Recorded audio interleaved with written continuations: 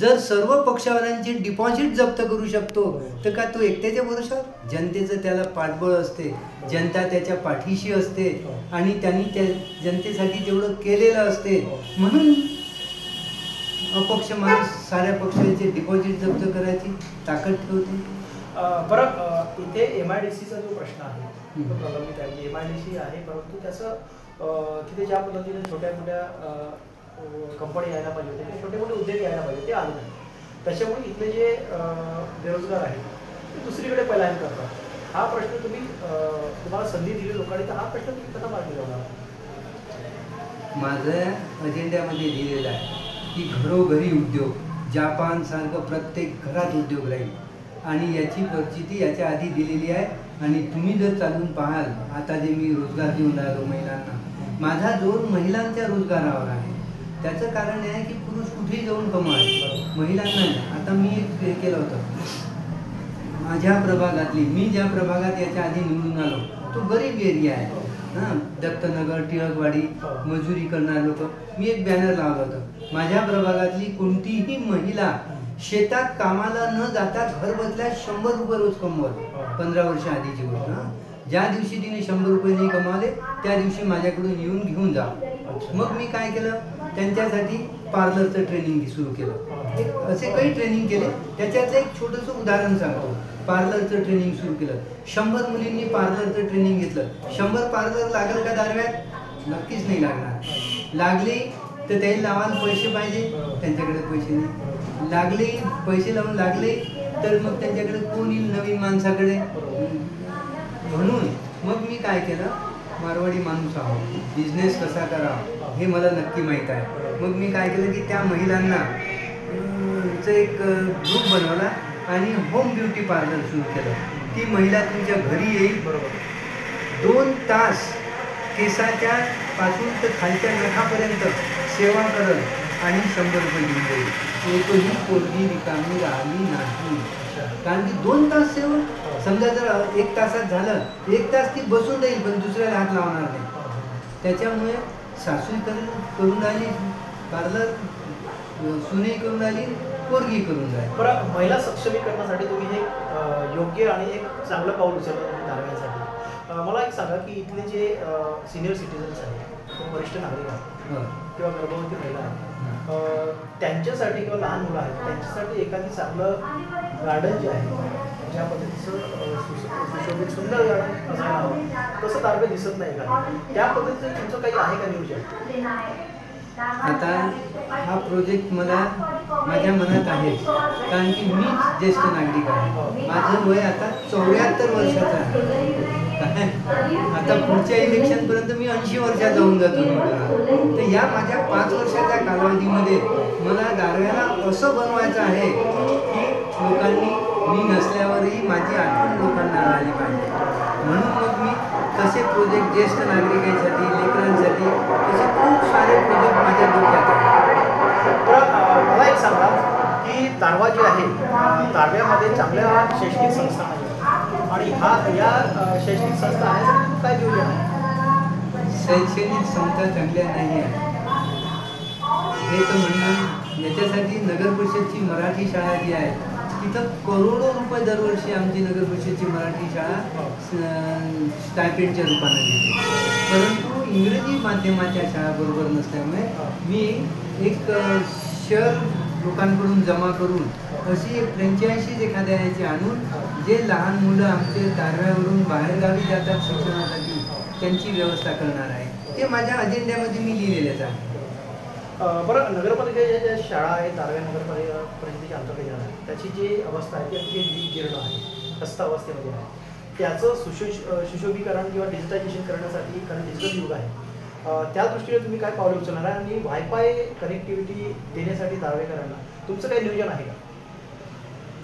आमचे आमदार, पालकमंत्री यांनी याच्यासाठी पावलं उचललेली आहे. आणि ते आता जर मी नगराध्यक्ष झालो तर ट्रिपल इंजिन सरकार सोबत राहणार आहे, हेही सोबत आहे आणि आमच्या संकल्पनाही सोबत आहे. अशा याच्यातून एक बढिया सर्व हे होईल. शाळा, खूप साऱ्या शाळा नवीन होऊन राहिल्या आता. बरं, नगरपालिकेचं जे पत आहे त्याला आर्थिक क्षमता आहे, असं म्हटलं तरी नगरपालिका तोट्यामध्ये आहे. त्याचं जे पत आहे ते वाढवण्याच्या दृष्टिकोनातून काय प्रयत्न करणार, या दारव्या घरांना तुम्ही काय विनंती करणार तुमच्या उमेदवाराच्या निमित्ताने? सर्वात पहिले तर माझ्या अजेंड्यामध्ये लिहिलेलेच आहे, नगर परिषदचा खर्च कमी झाला पाहिजे आणि इन्कम वाढलं पाहिजे. त्याचं इतकं जबरदस्त प्लॅनिंग आहे माझं की या 5 वर्षात दारव्याची नगर परिषद इतकी सक्षम होऊन जाईल आर्थिकदृष्ट्या की खूपच जास्त. त्याचं एक छोटंसं उदाहरण सांगतो. आम्ही काय विचार केला की दारव्यात खर्च कमी करण्याच्या दृष्टीने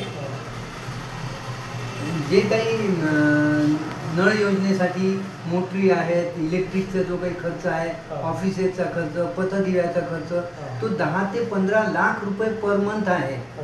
जर आपण सोलर प्लॅन्ट, सरकार आमची आहे, आपली सरकार आहे, विपणन सरकार आहे, आणि सरकारने जर आम्हाला जागा दिली आणि त्याच्यावर आम्ही सोलर प्लॅन्ट जर लावला, देईल म्हणजे देईल 100%, आणि सोलर प्लॅन्ट लावला तर त्या प्लॅन्ट मार्फत जी काही वीज निर्मिती होईल त्याच्यात हा खर्च वाचेल.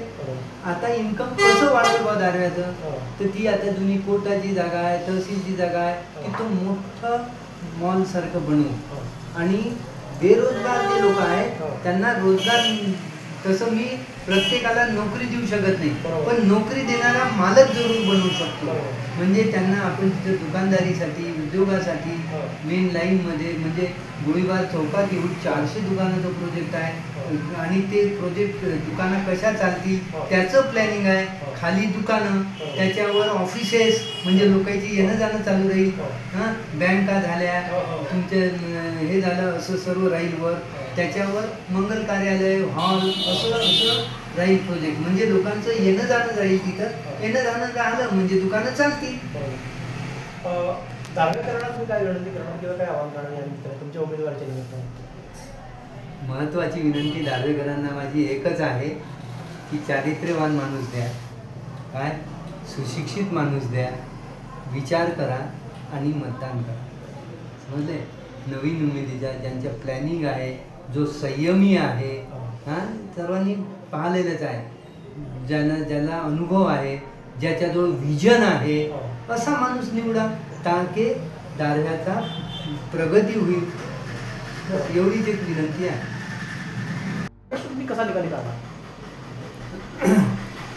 मी असं जनतेला आश्वासन देतो की मी निवडून आल्यावर 1 वर्षाच्या आत, 1 दिवसाआड जर पाणी नाही मिळालं तर न मागता राजीनामा देऊन टाकेल.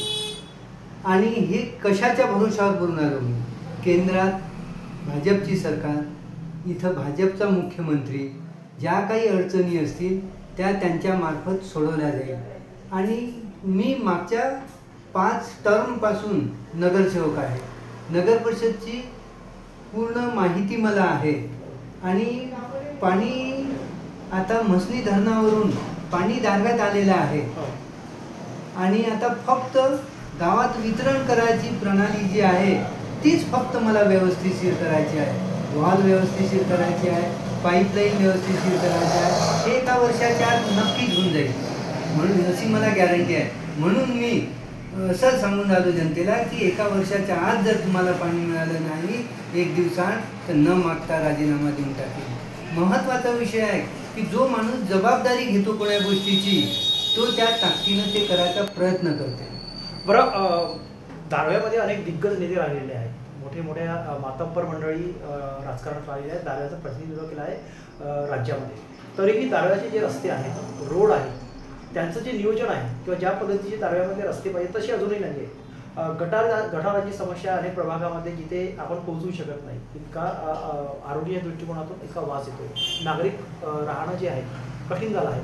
ह्या सगळ्या प्रश्नावरती तुम्ही कसं हे सगळे प्रश्न तुम्ही कशी मार्गी लावता? सर्वात महत्त्वाचं अंडरग्राऊंड गटार योजना.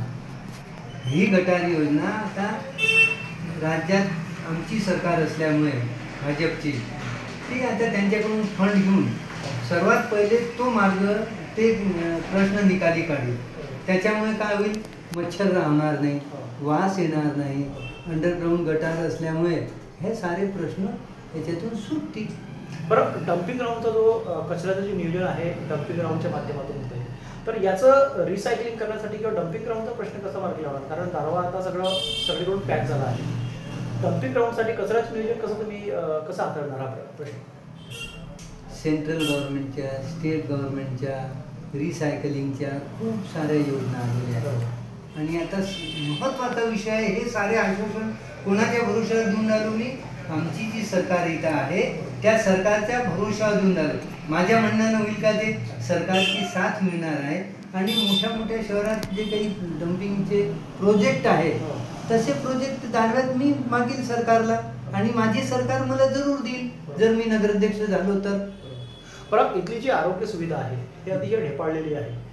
सरकारी हॉस्पिटल जे आहे छोट्या छोट्या कारणांसाठी नागपूरला रेफर करावं लागते पेशंटला किंवा मग महानगरामध्ये पुण्या इकडे जावं लागते पेशंटला छोट्या छोट्या याच्यासाठी.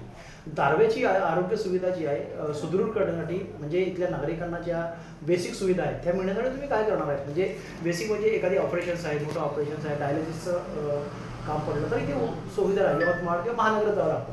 हा सगळा प्रश्न कसा हाताळणार? जसं आता सर्वात महत्त्वाचा विषय आहे की इथं सर्व सुविधा आहेत परंतु ते हाताळणारे डॉक्टर किंवा टेक्निशियन नाही आहे. छोटं गाव असल्यामुळे हे लोक येत नाही. सरकार त्यांना प्रोफेशनल पिरियड म्हणून काही दिवसासाठी पाठवते आणि ते झालं की ते चालले जातात. त्याच्यामुळे इथं सर्व सुविधा असल्यावरही आम्ही त्यांना हे देऊ शकत नाही की म्हणजे मशिनरी असल्यावरही सुविधा देऊ शकत नाही. म्हणून आता मी असं ठरवलेलं आहे की जसं यवतमाळला मोठे मोठे दवाखाने झालेले आहेत तसे शेअर्स घेऊन लोकांजवळून असे हॉस्पिटल आपण इथं उघडायचा माझा विचार आहे. बरं, स्मार्ट सिटीचा जो जसा कॉन्सेप्ट आहे त्या स्मार्ट दारवा जो आहे हा कॉन्सेप्ट तुम्ही इम्प्लिमेंट करणार का? बिलकुल 100%. माझ्या डोक्यात इतके सारे प्लॅनिंग आहे. माझा अजेंडा तुम्ही पाहाल ना तर त्याच्यात इतकं जबरदस्त लिहिलेलं आहे. इलेक्ट्रिक लाईन जिंदगीभरासाठी फ्री, 3 लाईट 2 पंखे 1 TV 1 फ्री प्रत्येकाला. 40,000 रुपयाचा सोलर लागते. सेंट्रल गव्हर्नमेंटची सबसिडी, स्टेट गव्हर्नमेंटची सबसिडी, दारव्हा नगर परिषदची सबसिडी आणि समजा याच्यातून काही 5,000 रुपये कमी पडले तर मी त्यांना बँक लोन करून देईल. इलेक्ट्रिक बिलासारखं 5 वर्षात भरलं जाईल. असे खूप सारे प्रोजेक्ट माझ्या अजेंड्यात आहे. बरं, आम्ही ग्राउंड रिपोर्ट घेतला त्याच्यामध्ये तुमची जी दावेदारी आहे विजयच्या दृष्टीने हे खूप प्रबळ मानलं जात आहे. म्हणजे असं म्हणलं जातं की आम्ही बऱ्याच लोकांचं एक मत घेतलं. असं एक बऱ्याच लोकांचं मत आहे की तुमची विजय आहे हा निश्चित आहे. तुम्हाला वाटतं काय तुमच्या कामाची पावती आहे? म्हणजे त्या दृष्टिकोनातून लोक तुम्हाला जे फीडबॅक देत आहे आम्हाला त्या दृष्टी तुम्हाला काय वाटतं? 100%. याचं कारण एक आहे, आताच नाही याच्या आधी मागच्या निवडणुकीत जेव्हा मी उभा होतो त्यावेळेस मी साऱ्या पक्षावाल्याचे डिपॉझिट जप्त केला एका अपक्ष माणसानं. एका काँग्रेसचे जे काही त्यांनी वोट टाकले होते जास्तीचे ते जर काढून टाकले तर त्याचंही डिपॉझिट नाही राहिलं, सेनेचं डिपॉझिट नाही राहिलं, भाजपचं डिपॉझिट नाही राहिलं. म्हणजे एक अपक्ष माणूस जर सर्व पक्षावाल्यांचे डिपॉझिट जप्त करू शकतो तर का तो एकट्याच्या भरोशावर? जनतेचं त्याला पाठबळ असते, जनता त्याच्या पाठीशी असते आणि त्यांनी त्या जनतेसाठी तेवढं केलेलं असते. म्हणून अपक्ष माणूस साऱ्या पक्षाचे डिपॉझिट जप्त करायची ताकद ठेवते. बरं, इथे MIDCचा जो प्रश्न आहे तो प्रलंबित आहे. MIDC आहे परंतु त्याचं तिथे ज्या पद्धतीने छोट्या मोठ्या कंपनी यायला पाहिजे होते, छोटे मोठे उद्योग यायला पाहिजे ते आले नाही. त्याच्यामुळे इथले जे बेरोजगार आहेत ते दुसरीकडे पलायन करतात. हा प्रश्न तुम्हाला संधी दिली लोकांनी तर हा प्रश्न तुम्ही कसा मार्गी लावणार?